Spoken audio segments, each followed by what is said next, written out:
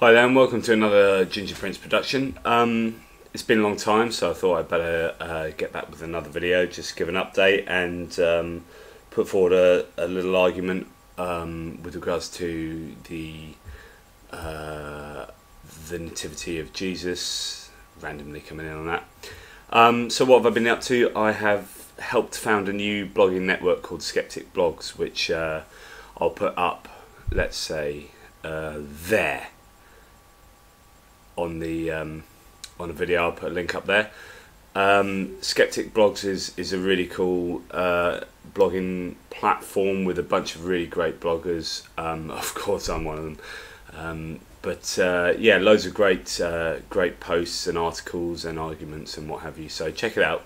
The other thing that I was doing, which is now seems like old hat, but brought out a new book called The Nativity: A Critical Examination, with a foreword by David Fitzgerald, who's an author of Nailed, and that's a book examining, it's a synthesis of all the work that's been done on the Nativity.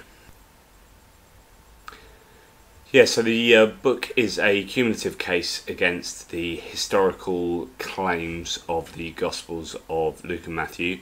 So looking at a whole range of points, over 20 points of contention with those who believe that the Gospels of Matthew and Luke, the infancy narratives therein, are historically true or factual, and it's clear, to me at least, that they aren't, and this book sets out to show that. So it's got good reviews so far on Amazon, which is great, although one Christian reviewer gave it a 1 star, but then he hadn't read it and proved so, and he's done that on all my books, and he's a stalker. So other than that, it's had good reviews, so that's great. So I'm just going to look at one small point, not in order, just randomly pick point because it's nice and quick, and that's the notion that in the Gospel of Luke, if you don't know, Gospel of Luke sets out that Joseph and family moved from where they lived, which was up in Galilee, in Nazareth, and they needed to get, or Luke needed to get the family down to Bethlehem because Jesus needs to be born in Bethlehem to fulfill prophecies. Matthew has them already living in Bethlehem and then sodding off to Egypt for a couple of years and then going back and finally ending up in Nazareth for the first time. So already a contradiction here, because Luke has them living in Nazareth and then going down to Bethlehem. So how does he get them down there? Well, he needs a vehicle, he needs a reason why Joseph has to go to Bethlehem. So the reason he develops is a census, the census of Quirinius. Now the census is a whole bag of worms, and I deal with it at length in the book. Suffice to say that there isn't very good reason for Joseph to go all the way down from Nazareth to Bethlehem for a census. I mean, the whole dating of the census is problematic with the fact that Matthew mentions Herod at the same time. But ignoring that, there doesn't seem to be any decent reason why Joseph has to go down to a place which is supposedly his ancestral home, from a lineage which is, you know, David is some 40 odd generations in his past. So what is the rule that everyone has to go to their ancestral home that is 40 something generations in their past? I mean, everyone, be mass confusion around the whole area, people going left, right, so everyone's going to be wanting to claim David as their ancestor. So surely the whole of Israel or the whole of Judah or the whole of Galilee or wherever will be trying to get to Bethlehem for a census. You know, it's absolutely insane. So loads of issues. But what I want to look at just now is what reason would there be to have Mary go to the census. So ignoring the fact that the census is completely incoherent, at least for Joseph to have to go to from Nazareth, let's see why his fiance effectively has to go. So, Mary is a young lady, she's pregnant, and Joseph has been requested to go to a tax registration, which there's no reason he should do.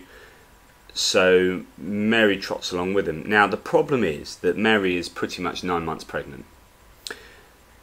Bethlehem is about 80 miles away from Nazareth, over dusty roads and hills and unmetalled, it's not tarmac, bitumen covered highways. These are horrible roads with rocks and stones, and they'll likely be on a donkey or walking.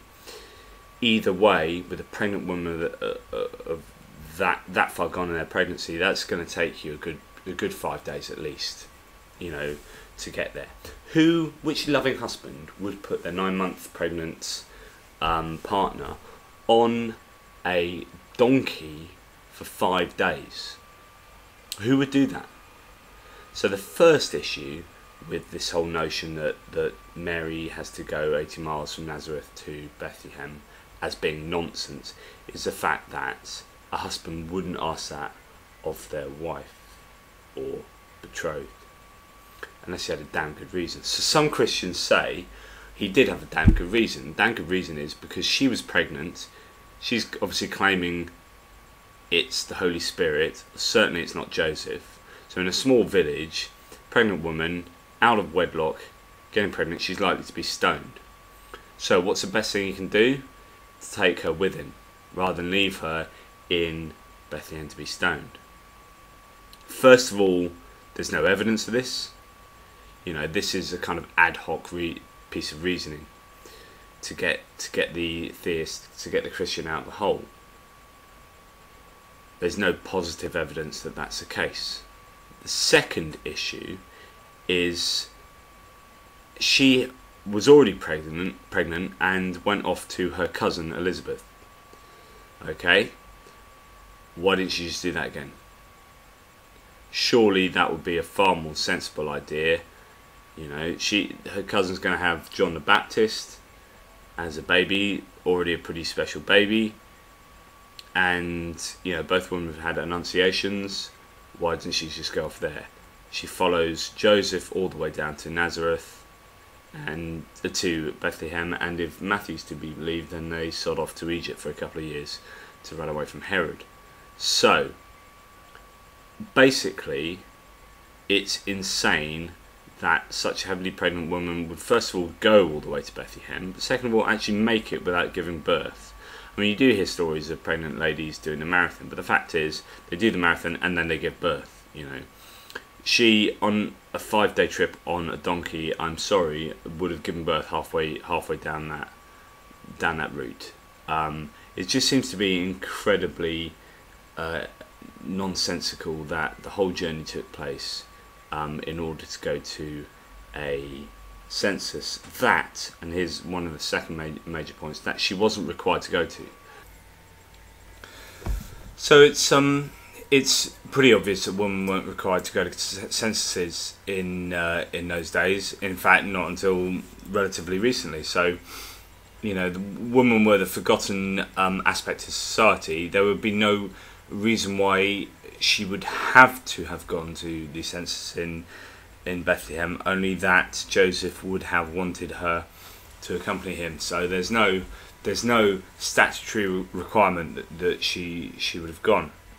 So again, that's another sort of slice of argument that acts to show that the whole narrative, but that part of the narrative is fairly nonsensical. So just to return for a short while before finishing to the argument that she would have wanted to go with Joseph, or Joseph would have wanted her to go with him down to Bethlehem to escape, ramifications of staying back in Nazareth and being pregnant and suffering ostracisation or stoning or whatever, which is an argument that many apologists use. Here's an argument from Craig A. Evans in the Bible Knowledge Background Commentary, Matthew and Luke. Whether married or still engaged, it is not difficult to understand why Mary, despite being near to giving birth, would have preferred to accompany Joseph. So I find it hard to understand why she would have done, unless of course she was potentially in danger from staying. The problem is with that argument, it's a very sort of prima facie argument, so very doesn't really look deeply into it, because at the end of the day, if she was pregnant and went away to have the baby to save being left behind and being stoned or whatever, and she comes back with the baby, she's in exactly the same position. There's literally no difference. And in fact, had it not been for the fact that she was chased away by Herod, she would have been. It only would have been a few weeks later. It really is not a very good defence, that, because she would have returned. She would have been treated exactly the same as she just would have been out of the town for a couple of weeks. Would have come back, still had that same issue. The people still would have gone, oh, welcome back, Mary. We've still got our stones here. These ones are pretty big and rocky. I reckon you're up for a good stoning. Hope you had a nice 2-week holiday, but there you go. So I don't think it's a really good defence at all. And in fact, it's just another incoherent aspect of the nativity narratives. Those two accounts, Matthew and Luke, that simply don't add up any which way you look at it. So that's one of 20 or so issues I have with the nativity.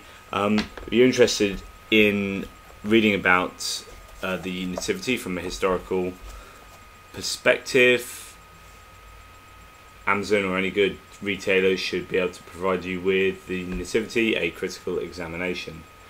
There it is. So please do us a favour and get hold of that.